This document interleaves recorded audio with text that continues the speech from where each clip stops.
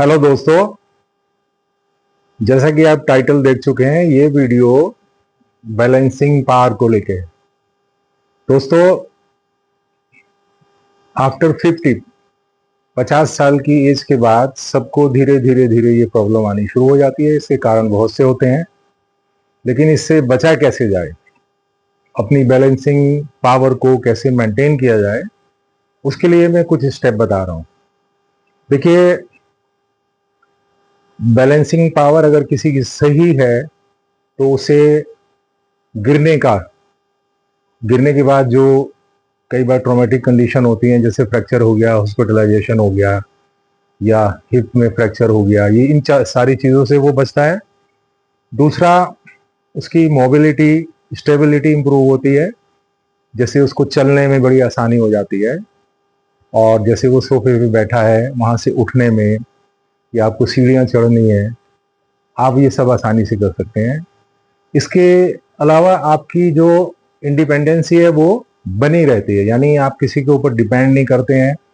Suppose आपको washroom में जाना है, बाथरूम में जाना है, नहाना है, या किचन में मान लीजिए खड़े होकर चाय बनानी है आपको, या कुछ भी और करना है, आप इंडिपेंडेंटली कर सकते हैं। और सबसे बड़ा बेनिफिट इसका होता है कि it boost your confidence and mental health. हालांकि बैलेंसिंग पावर को मेंटेन करने के लिए हमारा जो गट हेल्थ है और हमारे लेग्स, इनका स्ट्रांग होना बहुत जरूरी है, लेकिन इसका डायरेक्ट कनेक्शन जो है वो हमारे ब्रेन से है। ओके, ये हमारी फोकसिंग पावर को, मेमोरी पावर को बढ़ाता है, हमारे कॉग्निशन को इम्प्रूव करता है। तो इसके लिए कुछ स्टेप्स हैं, वो देख लीजिए, और ये सबको रेगुलरली करना चाहिए। इससे आप अपने आप को टेस्ट भी कर सकते हैं कि क्या हम इतना कैपेबल हैं। सबसे पहले आप क्या कीजिए, अपनी जगह खड़े ही खड़े इस तरह से जैसे चलते हैं हम, लेकिन थोड़ा सा अपने घुटनों को ज्यादा ऊपर उठाइए। ओके, और एक हाथों और पैरों का कोऑर्डिनेशन बना रहे, उसके लिए आप ये कर सकते हैं, जैसे हम नॉर्मली चलते हैं। और इसमें पीछे चलने का बड़ा फायदा है दोस्तों, इससे कॉन्फिडेंस बिल्टअप होता है।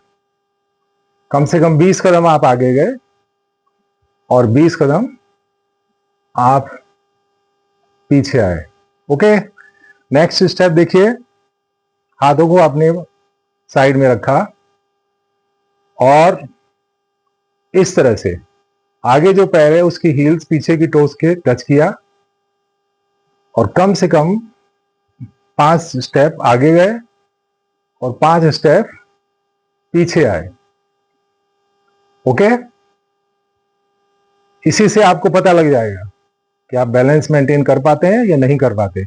शुरू शुरू में अगर प्रॉब्लम हो तो वॉल के साथ में खड़े होकर कीजिएगा तो आसानी रहेगी।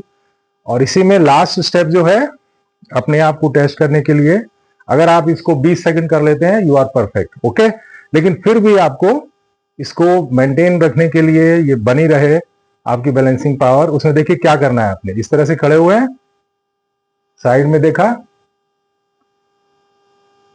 कम से कम 20 सेकंड में, जल्दी जल्दी कर रहा हूं, और देखिए आप कितनी देर खड़ा रह पाते हैं इसमें। अगर आप सक्सेस हो जाते हैं 20 सेकंड खड़े होने में तो इट्स ओके, लेकिन जैसा कि मैंने आपको कहा कि इसको करते रहिए लगातार, इस एज में करना चाहिए। जब तक हमारे हाथ पैर चलते हैं, हम कॉन्फिडेंटली मूव कर पाते हैं, तब तक ही दोस्तों जीने का मजा है। ओके डियर, इसको कीजिए लगातार, इससे फायदा उठाइए। Thank you.